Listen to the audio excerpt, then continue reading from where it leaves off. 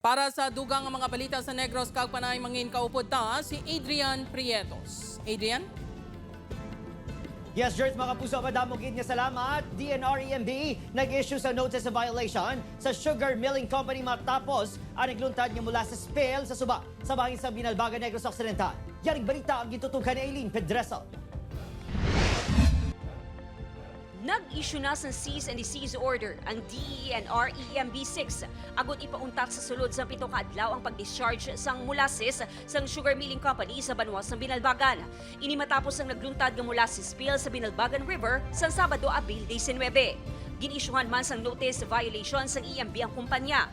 Sa investigasyon sang EMB, nag-awas ang molasses gikan sa molasses pond sang kumpanya kang nagdiretso sa community canal pakadto sa suba. Kailangan perimeter canal at connected ina sa barangay community na outfall man bala. Dito, upon our investigation, ang mga resulta. May unod nga 4,980 tons ng molasses ang molasses pond. Antes ang insidente, 2,400 katonelada ang nabilin nga molasses sa pond. Samtang 2,570 katonelada ang natingmuan nga na-recover kag 10 katonelada ang nadula.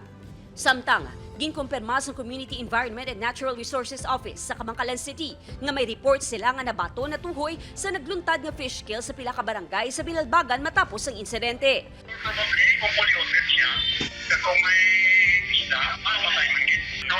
Hindi natin na makuha ang polyom kay galaktanan.